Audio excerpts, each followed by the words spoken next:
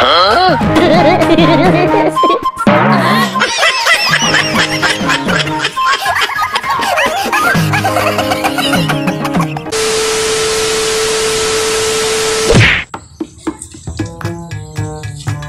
panibayners, magmumukbang po tayo ngayon ng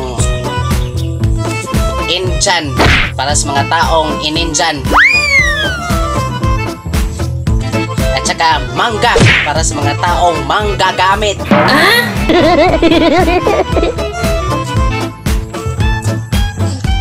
Kaya pala nabuo ang pangalang Injan Mango dahil pala doon. Paano masabi? This is my side. Listen, look, and listen, and learn. Ano, maasim?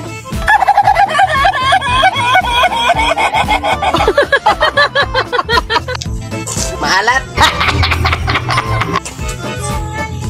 Matamis? How you like that? Barambi, barom, barom, barom. How you like that? Ha? Ha? Ngayon, wala. Wala pa, hindi pa tapos. Mga lalaki talaga, oh. Ano ba yan? Uy, ka-partner, huwag mong ganyanin. Hindi naman ganyan. Kanina ka pa ganyan, eh. Agoy. Yan. Ayan. Injan Mango. Lame kayo! Okay kayo! Wag babae.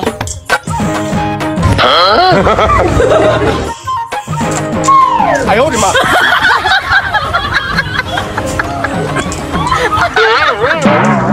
Yun.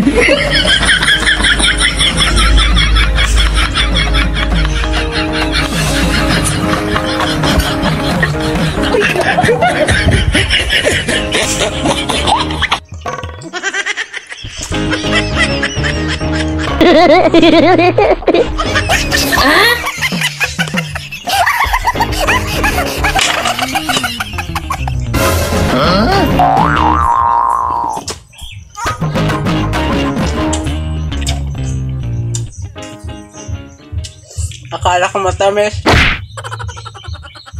Sobrang asim! Katulad yung mukha ko.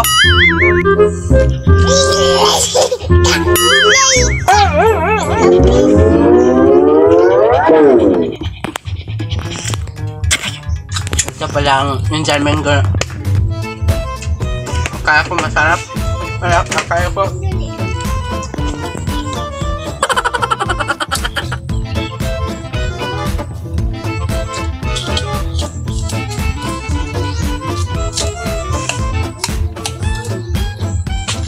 Buhay mag-vlog! Yaman kita! Mang gumakayama!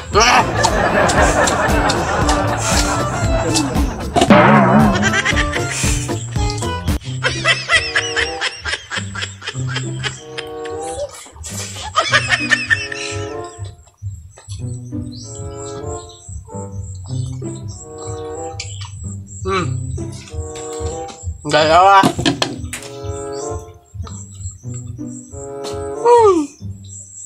Pinapaiyak mo ako.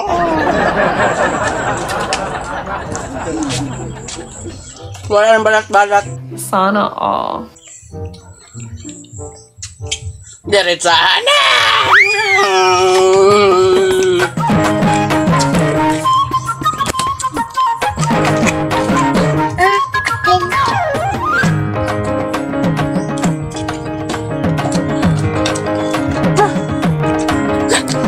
Kaya to.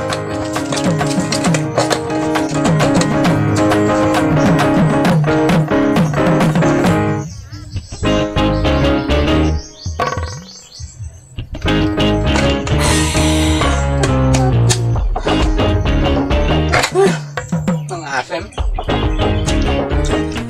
Kala ko matamis ang Injan Mango. Hindi pangalaan mo ko nun eh, huwag buntis. Oo na. Nasayop kay ko aning Injana. Di-Injan ang akong pagtuo.